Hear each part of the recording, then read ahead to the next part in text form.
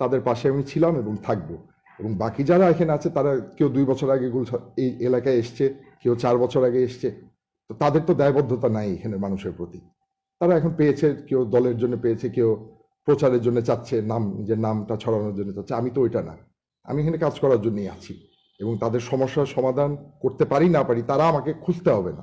এখনকার কিন্তু প্রেক্ষাপটে মানুষ কিন্তু বেশি কিছু চায় না।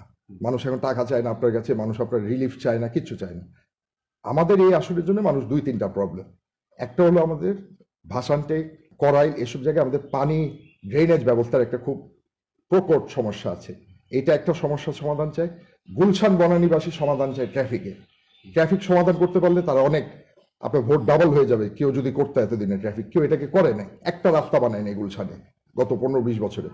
এত পাওয়ারফুল এমপি ছিল, একজন একটা আধা কিলোমিটার রাস্তাও বানায় নাই। আমার প্রথম 1 বছরের ভিতরে আমি 2টা রাস্তা করব, এটা আমার অঙ্গীকার।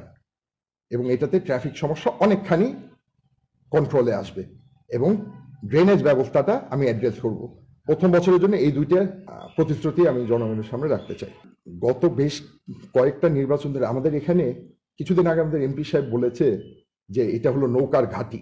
উনি কি বুঝেছে আমি জানি না, মানে উনি ঘাট ছাড়া ঘাঁটি কি বোঝাচ্ছে আমি এখানে এটা যদি নৌকারই ঘাঁটি হতো তাহলে 2014 সালে এখানে টিভিকে দিল কেন?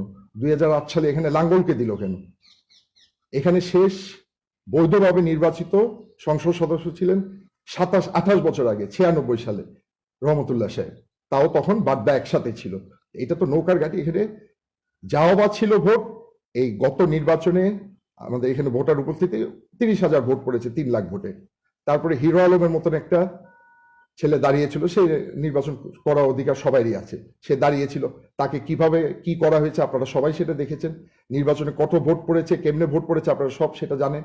তাকে কি হালে হসপিটালে পাঠানো হয়েছে সেটাও আপনারা জানেন। তো এখানে নৌকার তো ওই পজিশন, নৌকা তো দল মেইন ইস্যু না। এখানে নৌকাকে রিপ্রেজেন্ট যাকে দেওয়া হয়েছে, এমন একজনকে দেওয়া হয়েছে যে এখানে ছিল না, সে কয় বছর হয়েছে গুলশানে আছে বা এই আসনে আছে, তার এখানে অবদান কি? তার এখানে তো গুলশানের ত্যাগী নেতারাও তো আছে। তাদেরকে বাদ দিয়ে তাকে যখন এখানে এনে দেওয়া হলো, সে তো এখানে মানুষ না। তাকে কয়জন চিনে, তাকে কয়জন এখনো ফোনে খুঁজে পায়? এখানে কাউকে দিলে আপনি বলতে পারতেন নৌকার, কিন্তু যেহেতু তাকে দেওয়া হয় নাই, এমন একজনকে দেওয়া হচ্ছে তার কোনো কমিটমেন্ট নাই পিপলের কাছে। এর জন্যই এখানে ভোটার উপস্থিতি কম ছিল। এবার ভোটার উপস্থিতি আগের থেকে কিছু বেশি হবে যদি নির্বাচন সঠিক করে, যদি নির্বাচনে বাধা না দেয়। কারণ এমপি সাহেব হিরো আলমের মতন একজন অসহায় ক্যান্ডিডেটকে, সে বগুড়া থেকে এসছে, সে সোশ্যাল মিডিয়ার পপুলার, তাকে ইলেকশন করতে দিত। সে তো উনাকেই ভোট না কেটে হারাতে পারেনি। এবং তাই এই যদি এরকম যদি কোনো তার ইচ্ছা থাকে এবার, তাহলে তো ভোটার উপস্থিতি কম হবে, আর না হলে মোটামুটি হবে। কিন্তু যেহেতু একটা বড় দল অংশগ্রহণ করছে না, কিছু তো কম হবেই। হিরো আলমও বাইরে থেকে এসে গুলশানে এসছে, আমাদের এমপি সাহেবও বাইরে থেকে এসে গুলশানে বসবাস। কিন্তু আমি তো গুলশানের, আমার এখানে অলিগলি সব আমার চেনা। এখানে চায়ের দোকানদার বলেন, রিক্সাওয়ালাও সবাই আমার চেনা। হ্যাঁ, আমি তো অতিথি পাখি না এখানে, তো আমাকে ওরকম কোনো প্রশ্নই আসে না, ওরকম করে কেউ করতেও পারবে না। আর হিরো আলমের মতন ওইটা তো আমার হওয়ার সুযোগ নেই। চেষ্টা করতে পারে, কিন্তু ওইটা করে তারা সফল হবে না। আমার একটাই বাণী আছে, আপনারা ভোট কেন্দ্রে যাবেন। আপনারা 5,000 10,000 লোক যদি আমার ভোট কেন্দ্রে যায়, এই বর্তমান এমপি 500 ভোট পাবে না। কিন্তু আপনারা যদি না যান, তখন অন্য অশুভ শক্তিকে আপনারা সুযোগ করে দিচ্ছেন ভোট দেয়া। তাই আমার সবার কাছে একটা বিনীত আবেদন, এবং যে আপনারা সকাল সকাল ভোট কেন্দ্রে যাবেন।